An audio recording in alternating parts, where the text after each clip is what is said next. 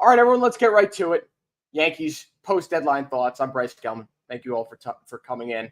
And we'll see. I mean, who knows? I'm sure there's hundreds of people doing live reactions, but we're going to talk about it. We're going to talk about my thoughts pre the Jack Flaherty move from the Tigers to the Dodgers. The fact that the Yankees were in conversations with the Tigers and couldn't offer anything better than what the Dodgers eventually gave them.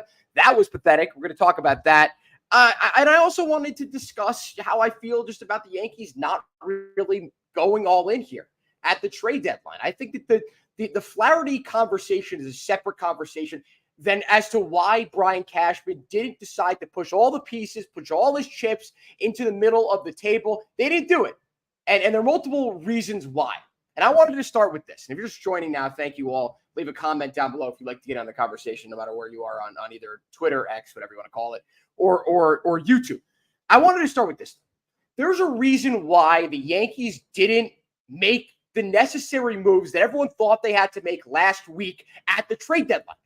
There's one reason why, and it's because the Yankees were able to show offensive competency. The fact that there are now guys hitting at the bottom of the lineup, that's the reason why.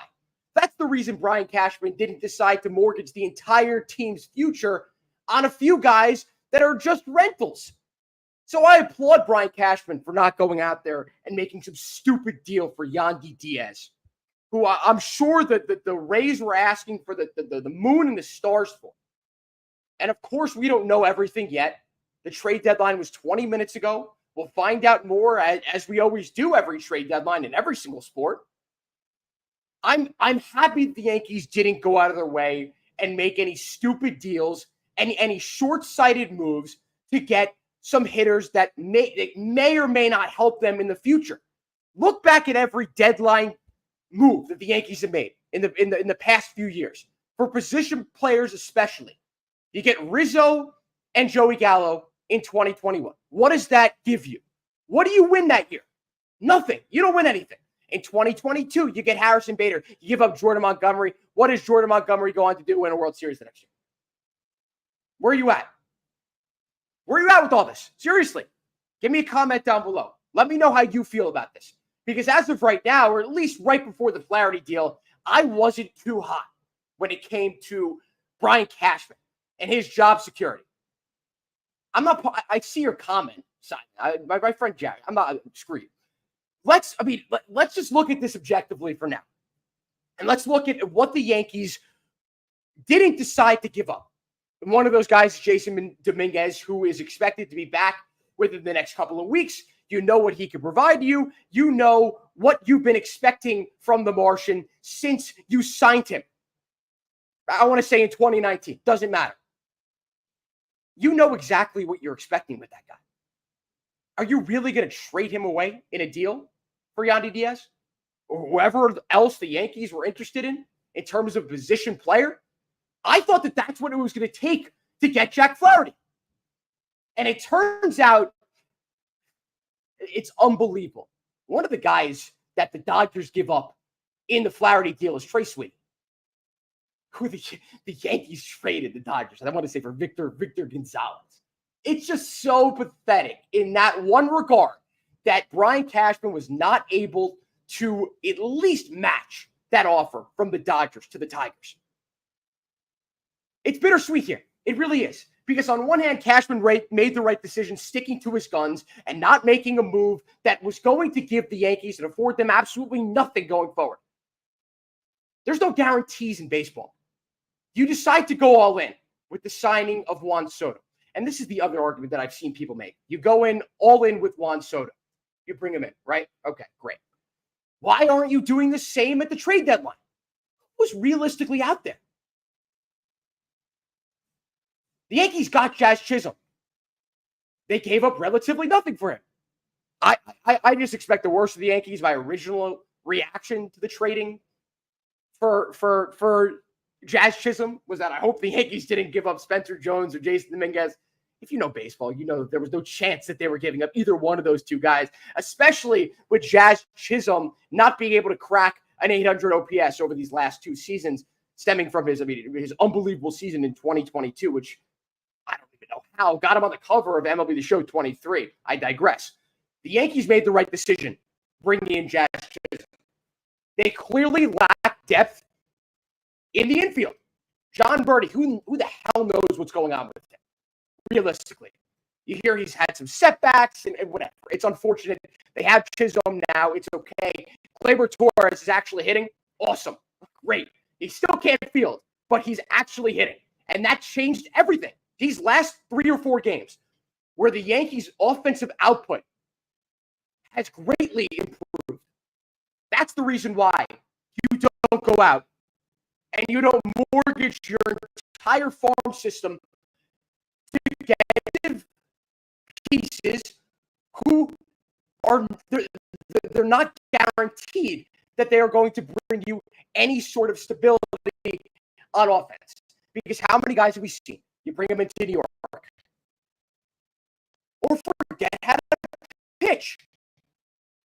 Again, I break the rank, or whatever the saying is, on the Flaherty conversation. The Yankees should have traded for Jack Flaherty. There's no doubt about it. No question in my mind. They should not have let the Dodgers go in and offer what they did without upping that offer. And who knows if the Tigers gave the Yankees that opportunity? Who knows how interested they were in Jack Flaherty? Maybe they just thought Jack Flaherty and being a rental and a guy who entered a system in Detroit desperately seeking some stability in terms of his pitching, in an organization that has proven over the last year or so in the Detroit Tigers to be a place where pitchers go to revive their careers. Maybe they thought that if we bring this guy in, he is not going to be the same pitcher that he was over this stretch in the first half of the season with the Tigers. Completely revitalizing his career. And that's fair. But for the price that the Dodgers gave the Tigers for Flaherty, come on. It's unacceptable. And here's a real comment that I'll put up here. He would have been a great addition. Of course he would have been. Leopold Stach. He would have been an unbelievable addition. Who the hell knows what's going on with Garrett Cole now? You know you can't trust Nestor Cortez to be anything more than a 4 ERA guy, no matter how good he's been in the regular season over the last 2 to 3 years. There's a lot of uncertainty with this rotation now. The Yankees' deadline move today, this is their deadline move. They bring in Enyel De Los Santos, who he's got a mid-4 ERA. I mean, I guess another one of Matt Blake's reclamation projects, and hopefully he turns into something that the Yankees could say that they won this deal. I don't necessarily know what type of player that he'll be. I don't know. What I'm focused on is the lack of depth in the starting rotation. Where in the world is Clark Schmidt? It was reported a couple of weeks ago that Clark Schmidt was expected to be throwing for the first time. Since then, we haven't heard a single thing on him. He goes down in late May, expected to be out 4 to 6 weeks. I mean, let me do a quick math for you. It's been 8 weeks since Clark Schmidt went down with this lat strain, and we have no news on him. So if the Yankees are banking on Clark Schmidt's imminent return, then I understand it. I get it. I get not wanting to trade for Flaherty, but we don't know that. We are just discussing whatever news we have. And again, as I mentioned before, and if you're just joining now, I'm Bryce Gelman. Thank you all for coming in here. As I discussed before, we're going to know more and more as the news starts to trickle out. I'm sure Jack Curry will have a report ahead of, I know they're live on Yes Network right now. And if you're thinking about going over there instead of staying there, don't. You'll find out just the same as I will. But there will be a report or two or more about what happened with the Yankees trade talks. The Yankees, of course, acquired earlier today Mark Leiter Jr., the nephew of Al Leiter, former Yankee. And this actually, hopefully, what I have to say about this, Hopefully it's not Scott Efros 2.0. The Yankees made a very similar trade in 2022 with the Cubs, acquiring Scott Efros. Oh, he's got 4 more years of control or 5 more years of control. Tommy John surgery, back surgery. He's pitched like 5 games for the Yankees in 2.5 seasons. And we'll see about Mark Leiter Jr. As you've probably heard, he's got some swing and miss stuff. He's been really solid since the start of July. So we'll see. I mean, that's another place the Yankees need to improve. Is their bullpen, of course, and every team in baseball needs to improve their bullpen somewhat, right? Yankees still have a very solid bullpen. And you could think Rodon is the X factor of the rotation, similar to how Gleyber and DJ have been for the offense in recent years. You could see the patterns in how their play swings the pendulum. I like that. I think that's a good point to have this good stretch of baseball, pitching-wise, at least with the starting pitching. Carlos Rodon has turned it around. And again, I spoke about this yesterday in discussing the Yankees, discussing their deadline moves. Quack off the wagon. You can't expect him to continue this consistent pitching where he's locating the fastball well. I mean, that's it. I mean, really, realistically, he's throwing the fastball.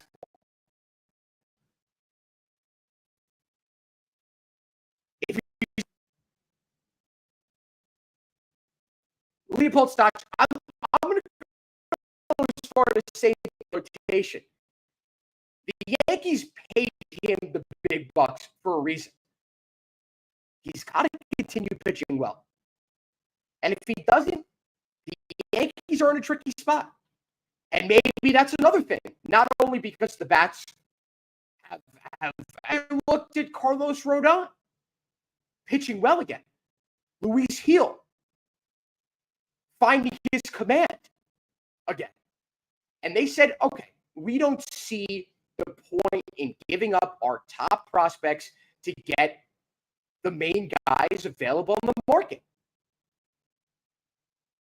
Like Crochet, who the White Sox, and I know that this is off topic, what the hell are the White Sox doing not trading away Garrett Crochet?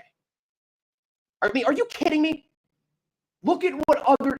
I mean, look what some other teams have given up for the top targets in this trade deadline. I can't understand that for the life. But I'm just very disappointed in Brian Cashman for not trading for Jack Flaherty, or at least offering a similar deal to what the Dodgers eventually gave for him. I have to keep repeating this. We need to just know what the hell happened. What transpired? Why Brian Cashman didn't do it? We know what's coming. We know the press conference that is going to happen with Brian Cashman saying, oh, we've got these trade deadline acquisitions.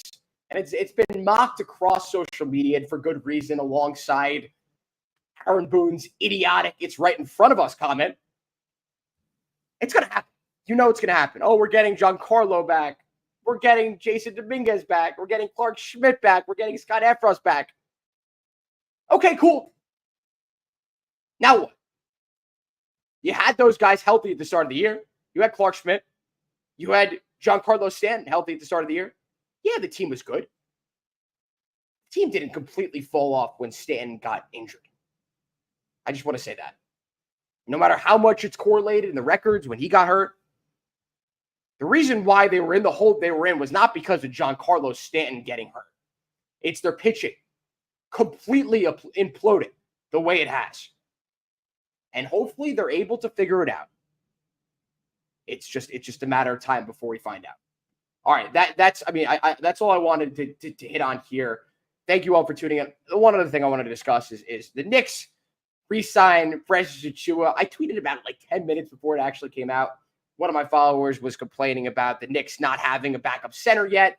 And I said, it doesn't matter as long as Precious Achiuwa is still unsigned. Of course, they go out and re-sign him 1 year, $6 million. The right move to make. It's not the be-all, end-all for the Knicks at the backup center position. They will evaluate their options when they need to evaluate them. There is no move that they can exclusively make now that they can't make midseason.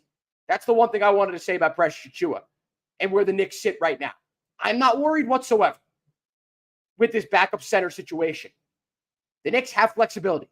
Tom Thibodeau is going to be forced into using that flexibility in terms of the second unit. Mitchell Robinson will need to stay healthy. That remains to be seen. We know his history. We know there's a great likelihood that there could be a game in where Mitch comes down awkwardly, limps off the court.